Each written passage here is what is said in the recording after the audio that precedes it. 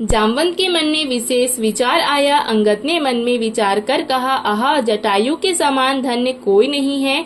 श्री राम जी के कार्य के लिए शरीर छोड़कर वह परम बड़भागी भगवान के परम धाम को चला गया। हर्ष और शोक से युक्त वाणी समाचार सुनकर वह पक्षी संपाति वानरों के पास आया। वानर डर गए। उनको अभय करके अभय वचन देकर उसने पास जाकर जटायु का वृत्तांत पूछा। तब उन्होंने सारी कथा उसे कह सुनाई। भाई जटायु की करनी सुनकर संपाति ने बहुत प्रकार से श्री रघुनाथ जी की महिमा का वर्णन किया। उसने कहा, मुझे समुद्र के किनारे ले चलो, मैं जटायु को तिलांजलि दे दूं। इस सेवा के बदले मैं तुम्हें तुम्हारी वचन से सहायता करूंगा, अर्थात सीता जी कहाँ है सो बतला दूंगा। जिसे तुम खोज रहे हो उसे पा जाओगे। समुद्र के तीर पर छोटे भाई जटायु की क्रिया करके संपाति अपनी कथा कहने लगा। हे वीर वानरों, सुनो, हम दोनों भाई उड़ती जवानी में एक बार आकाश में उड़कर सूर्य के निकट चले गए। वह जटायु तेज नहीं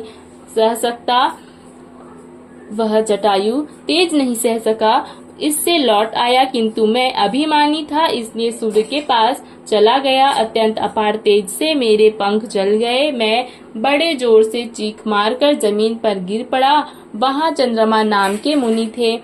मुझे देखकर उन्हें बड़ी दया लगी। उन्होंने बहुत प्रकार से ज्ञान सुनाया और मेरे देह जनित अर्थात देह संबंधी अभिमान को छुड़ा दिया। उन्होंने कहा, त्रेता युग में साक्षात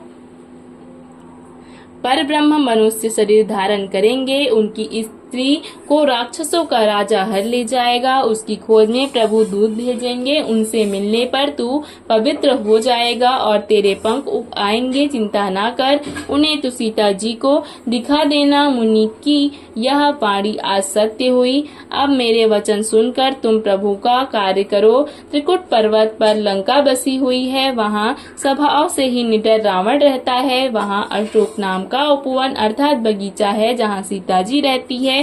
इस समय भी वे सोच में मग्न बैठी हैं। मैं उन्हें देख रहा हूँ, तुम नहीं देख सकते, क्योंकि गिद्ध की दृष्टि अपार होती है अर्थात बहुत दूर तक जाती है। क्या करूं, मैं बूढ़ा हो गया हूँ, नहीं तो तुम्हारी कुछ तो मदद अवश्य करता। सो जो 100 योजन अर्थात 400 कोस समुद्र लांघ सकेगा और बुद्धि निधान होगा, वही श्री राम जी का कार्य कर सकेगा। निराश होकर घबराओ मत, मुझे देखकर मन में धीरज धरो। देखो, श्री राम जी की कृपा से देखते ही देखते मेरा शरीर कैसे हो गया, अर्थात बिना पंख का बेहाल था, पाख उगने से सुंदर हो गया। पापी भी जिनका नाम स्मरण करके अत्यंत अपार भव सागर से तर जाते हैं, तुम उनके दूत हो। अतः कायरता छोड़कर श्री राम जी को हृदय में धारण करके उपाय करो।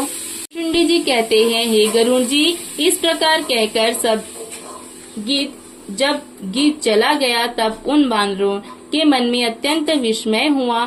सब किसी ने अपना अपना बल कहा, पर समुद्र के पार जाने में सभी ने संदेह प्रकट किया। यक्षराज जामवंत कहने लगे, मैं अब बूढ़ा हो गया हूँ, शरीर में पहले वाले बल का लेश भी नहीं है।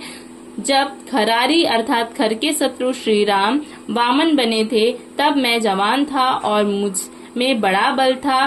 बाली के बांधते समय प्रभु इतने बड़े कि इस शरीर का वर्णन नहीं हो सकता, किंतु मैंने 2 ही घड़ी में दौड़कर उस शरीर की 7 प्रदक्षिणाएं कर ली।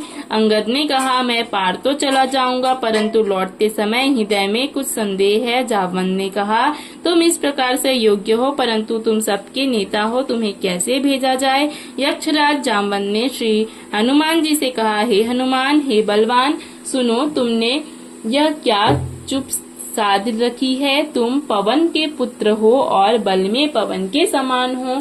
तुम बुद्धि, विवेक और विज्ञान की खान हो। जगत में कौन सा ऐसा कठिन काम है जो हेतात तुमसे न हो सके। श्री रामचंद्र जी के कार्य के लिए ही तो तुम्हारा अवतार हुआ है। यह सुनते ही हनुमान जी पर्वत के आकार के अर्थात अत्यंत विशालकाय हो गए। उनका सोने का सा रंग है, शरीर पर तेज सुशोभित है जैसे दूसरा पर्वतों का राजा सुमेरु हो। हनुमान जी ने बार बार सिंहनाद करके कहा, मैं इस खारे समुद्र को खेल ही में लांघ सकता हूँ और सहायकों सहित रावण को मारकर त्रिकुट पर्वत को उखाड़कर यहाँ ला सकता हूँ। हे जामवंत, मैं तुमसे पूछता हूँ, तुम मुझे उचित सीख देना कि मुझे क्या करना चाहिए। जामवंत ने कहा, हे तात, तुम जाकर इतना ही करो कि सीता जी को देखकर लौट आओ और उनकी खबर कह दो। फिर कमल नयन श्री राम जी अपने बाहुबल से ही राक्षसों का संहार कर सीता जी को ले आएंगे। केवल खेल के लिए ही वानरों की सेना साथ लेंगे। वानरों की सेना साथ लेकर राक्षसों का संहार करके श्री राम जी सीता जी को ले आएंगे। तब देवता और नारद आदि मुनि भगवान के तीनों लोगों को पवित्र करने वाले सुंदर यश का बखान करेंगे, जिसे सुनने, गाने, कहने और समझने से मनुष्य परम पद को पाते हैं और जिसे श्री रघुवीर के चरण कमल का मधुकर अर्थात भ्रमर तुलसीदास गाता है। श्री रघुवीर का यश भव अर्थात जन्म मरण रूपी रोग की अचूक दवा है। जो पुरुष और स्त्री से सुनेंगे, त्रिशिरा के शत्रु श्री राम जी उनके सब मनोरथों का सिद्ध करेंगे।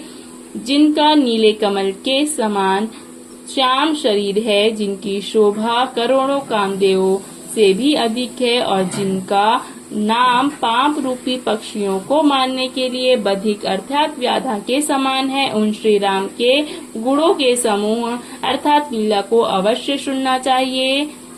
प्रभु श्री रामचंद्र की जय। मास परायण 23वां विश्राम। किष्किंधा कांड समाप्त।